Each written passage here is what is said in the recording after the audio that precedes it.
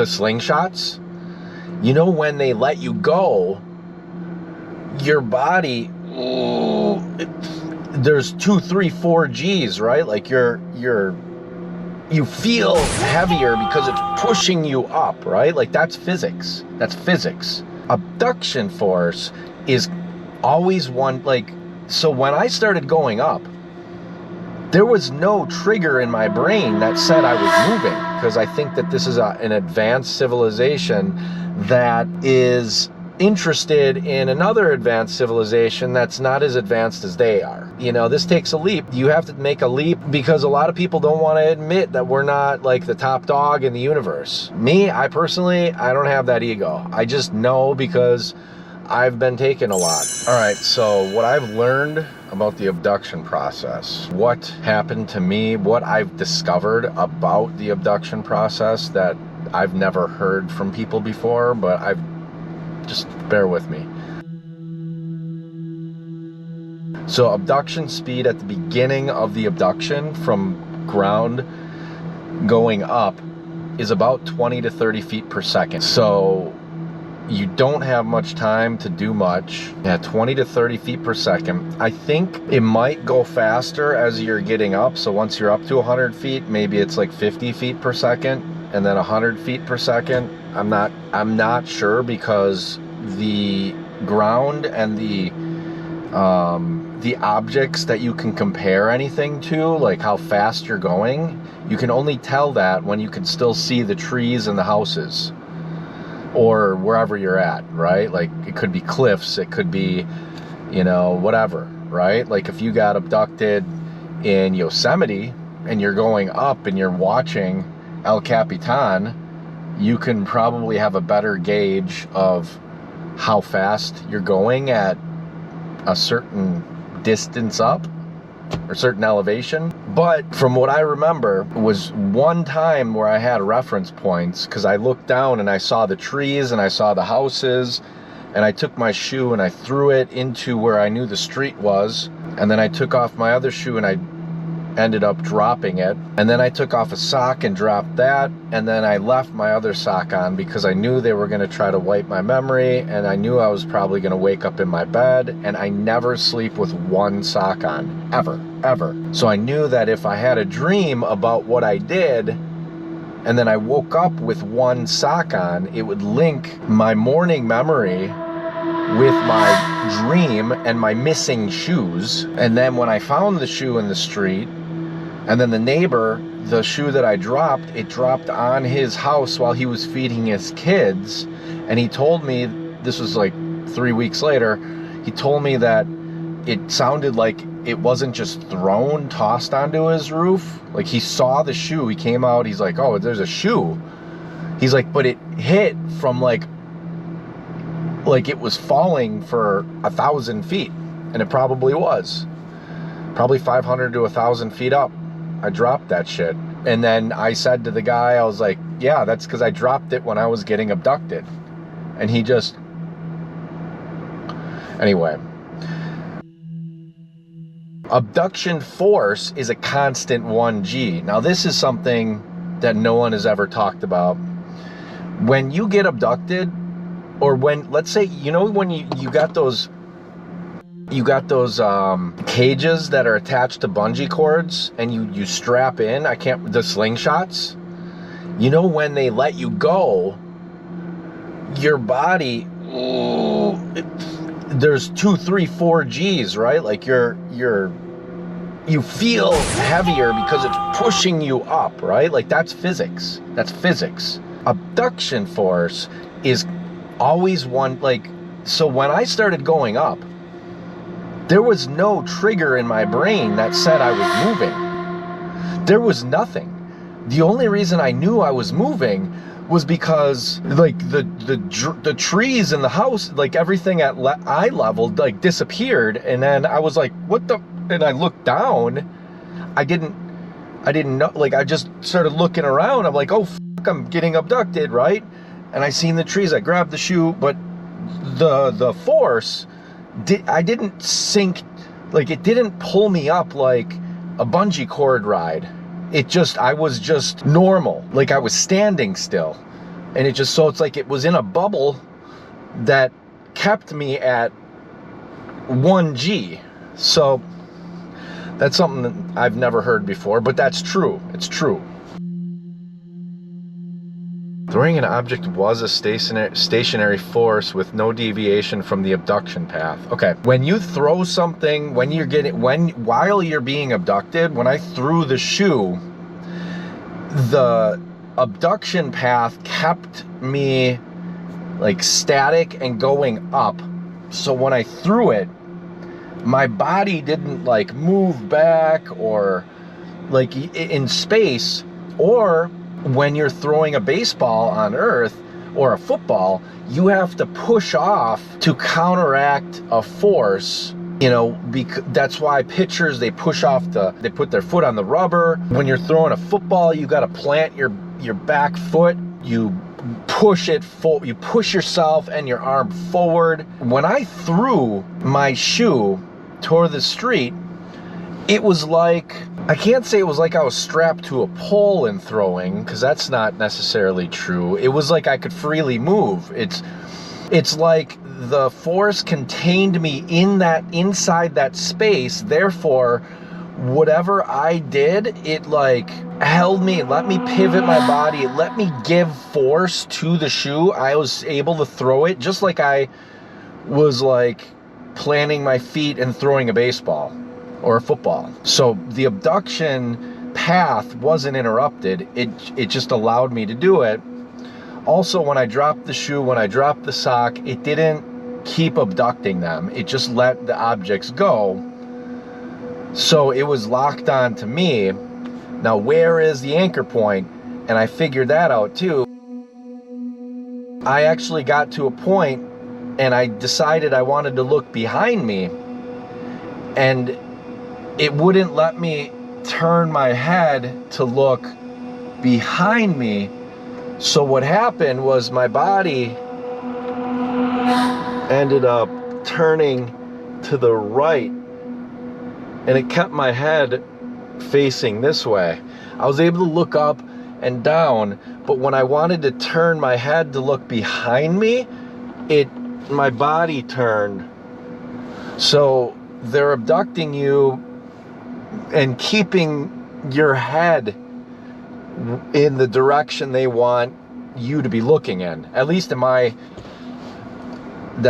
experience, that's what happened. So maybe it's always at the head, maybe it's not. Maybe they just wanted me to look that way for the one time. I don't know. This is all anecdotal. This isn't all. I mean, I tried, you know, how can you run scientific tests when you don't have a big enough test group, right? But how are we going to conduct any tests? I did, kind of. Next one is abduction is exactly perpendicular to the Earth. The reason I know that is because when I went up, it wasn't going in a direction. It just was straight up. But when I threw the shoe, or when I dropped the second shoe, I couldn't see the houses, I couldn't see the trees. I was already like, well, yeah, I was pretty high up. Everything was really pretty far already, but I don't know how far up. I might have been 1,000 feet up. I could have been 2,000 feet up. I don't know. But I was up pretty high. I couldn't see details on things. So when I dropped that, what I did was it kind of made a slight forward arc. And that's, once again, I was thinking, it should go right where I got dropped, right? Like it should go right, and I got taken from my mom's driveway, and the house that it hit was about 30 feet in front of that, 20 to 30 feet in front of me. So with me just going slight, it was a slight, so I went straight up, it went slightly in front, and it went out 20 to 30 feet, hit the roof. So I can assume that I was going exactly perpendicular, at least up to 1,000 or so feet. Before they abduct you, they calm the winds and put to sleep those in the area of abduction, including wildlife and insects and people. They know how to knock out people and insects, anything living. The reason I know this is because in 2005, there was an orb floating above a wing of an aircraft that I was on. They said it was mechanical issues. They had all of the side of the windows on my side. I was sitting on the right side of the plane, or let's see, yeah, if you're facing to the front of the plane, I was on the right side, and it was like a blue, like a greenish orb that was hovering over the wing, and it was really bright. And I look out the window and I'm like, is that a orb? Like, is that it? Was that one of those things, you know, that makes crop circles? Is that an orb? Like, I wasn't sure. And then I like came in, and then the flight attendant said, hey, pull your thing down. And I'm like, okay. And then I did, and I noticed, I looked around, I was one of the last ones boarding. I'd say 7 out of 8 people were asleep. They had boarded literally minutes before me, and almost everyone on the flight was asleep. Almost everyone, which is amazing. It's crazy to me. But when I looked out and I saw that, and then they told me to like, then I ended up falling asleep, and I fell asleep through the whole flight. It was great sleep. But it's like they do the sleep thing and kind of, I think, make you just, they wash your brain, or I don't know. It's and I couldn't tell you what the purpose of that was. But when I got abducted in 2003, it was with 4 other people. It knocked them out. They forgot the whole day. I remembered getting back, but that's because the aliens let me. And I'll get into that eventually. Eventually, with a live feed, I'll talk about all of my experiences. The other time was my daughter and her friend were sleeping out. This is 2011. And so my daughter was like 12, I think, at the time. She was with a friend, and they were gonna sleep in my tent. It's like a pretty big tent. It was in the backyard of my mom's house. And I was outside smoking a cigarette. I was like in the front yard, they were in the back. And then I'm out in the front yard, and I notice, and I just listened, and I was like, I do not hear one cricket. I do not hear a bird, a bat. I don't hear a bunny. I don't hear a squirrel. I don't hear nothing. Now, I know a lot of creatures sleep at night, but there's always bugs. There's always something. And then I looked around, not one leaf, not one branch on any tree in the area was moving at all. At all. And then I noticed there was 0 wind. Obviously, probably was kind of noticing that at the time, that there was nothing moving. Now, right now, it's pretty still outside. Hold on. Oh, no, never mind. There's a little bit of a breeze. There's not like strong breezes right now, but you could see that the trees are moving. It's like they put everything to sleep except me. Maybe even my daughter and her friend. That's when I said, I know you're there. And it was clear. You could see the sky. You could see the stars. I was like, I know you're there. I was like, you're trying to get my daughter. I was like, you're trying to get my daughter. Almost like I figured it out, you know? So I went and I tiptoed around the tent, which scared the shit out of them.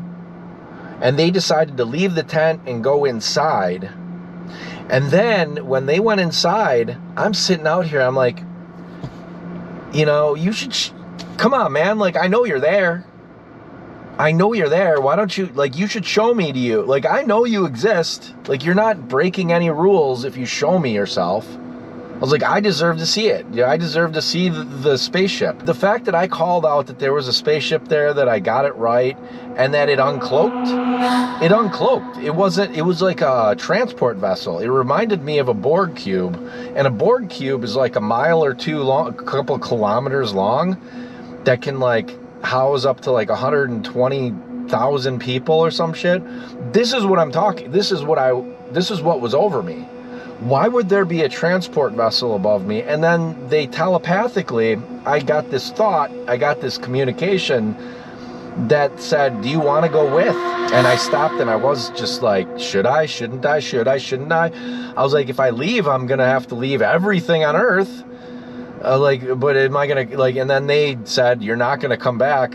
While I was thinking that, you know, and I'm like, I'm not going to come back.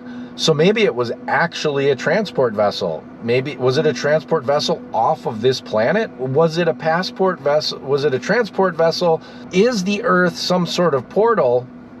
I don't know. I don't know. I'm just telling you what I know.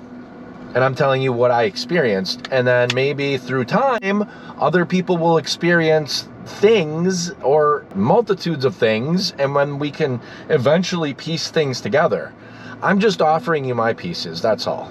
So they can shut the winds, they could shut the weather down, they could shut everything down. So, okay, so this one's number 7. Vulnerable people include those that are alone. Unsupervised children are at risk of being abducted, studied, and put back. I was an unsupervised kid. The problem was my mom talked on the phone a lot.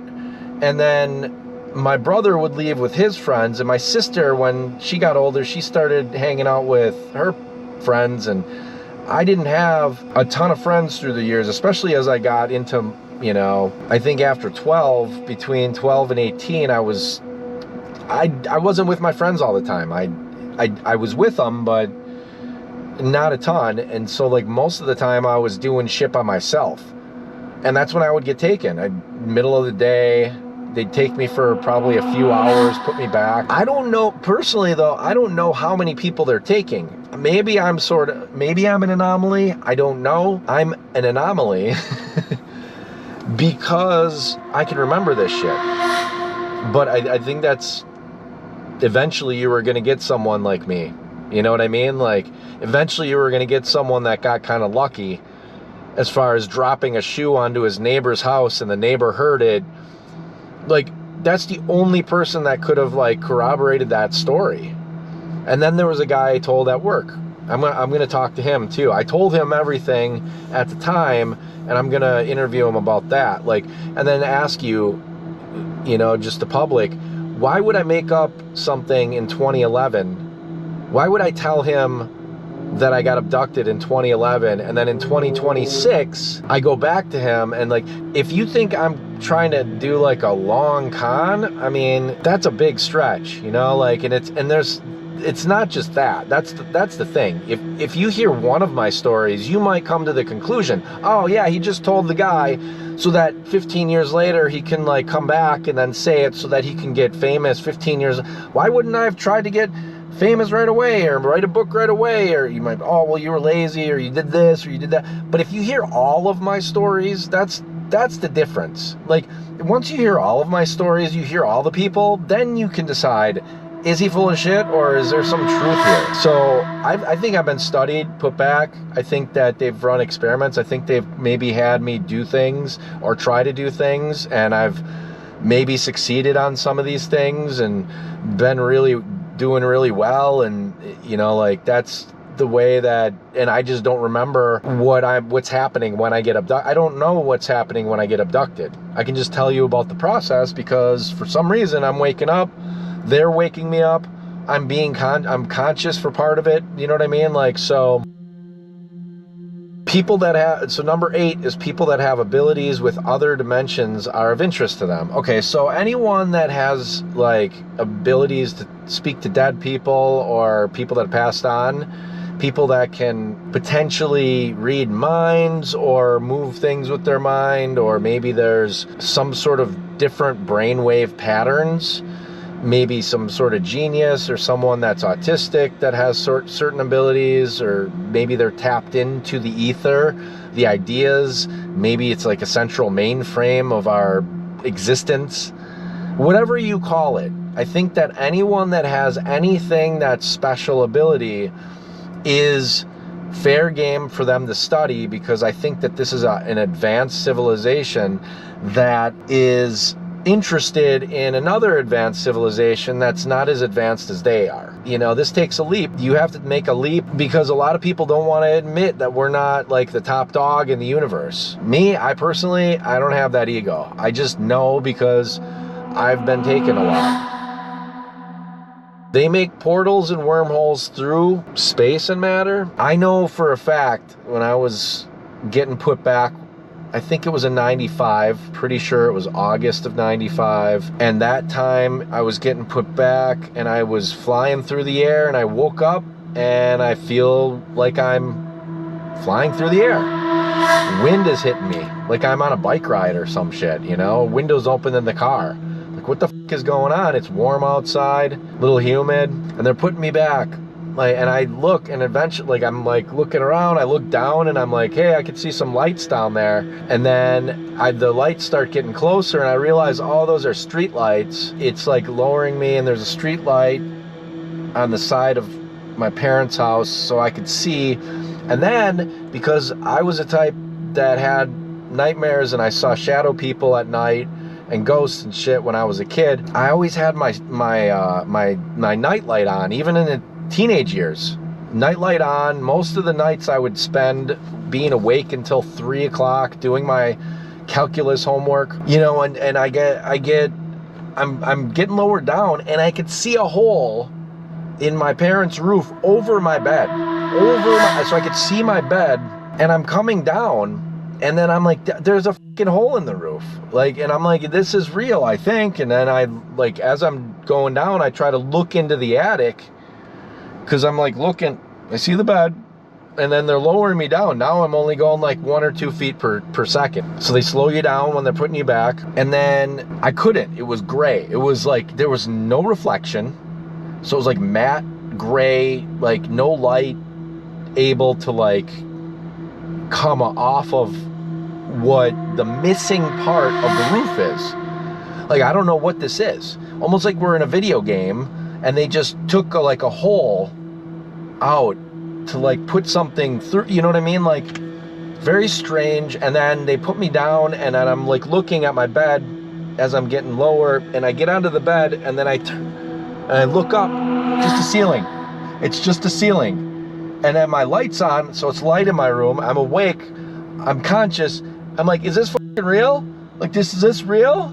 Like, am I dreaming? Like, I couldn't believe that I was, you know. And then I'm like looking, and I'm like, I'm gonna go check on my sister.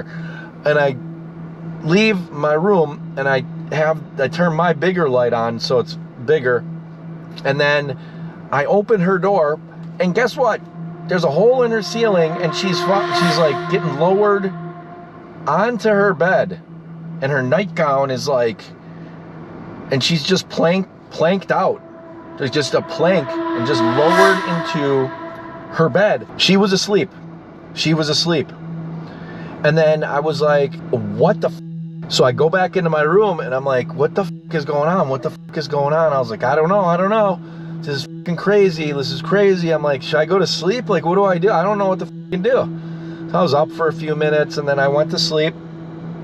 And when I woke up, I said to my sister, I'm like, hey, did you know last night, dude, I had this, I swear to God, dude, I came and I woke up, and then I went through the roof, and then I opened the door, and then you were like getting lowered into the room, and blah, blah, blah. And then as we were talking, through the house, they abducted me through the roof, through the house, and from the middle of the hallway. And I'm up and I'm flying, and it's 11 in the morning in August, so it was already sunny, going up, and I'm just, and then and I start flying towards Lake Michigan, because we live a half mile away from Lake Michigan, flying out onto Lake Michigan, 100 feet up, and then eventually I get sucked down, and then, you know, into Lake Michigan, probably where their base, that's why I say there's bases over there.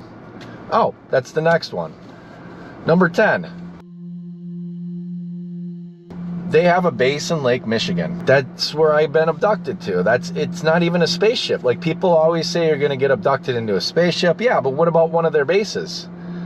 And also, why would you need a spaceship right above, like, their technology is so advanced, why couldn't they remotely? I mean, we've got drones, we've got satellites, and we're not even that advanced. You know, like, we've got remote control this, and cameras that you could see shit from different places, and why couldn't they just pick someone up from wherever and just do whatever with them? Thank you for watching the video. If you're still around, please subscribe, like, and share the video if you can. I'd like to get it out there, and I appreciate you. Add a comment if you want something specified. If you want me to go deeper into some of these topics, please leave a comment. The best way to support this channel is to subscribe. At the time that I'm making this video, I only have 821 subs. I'd like to get a few more.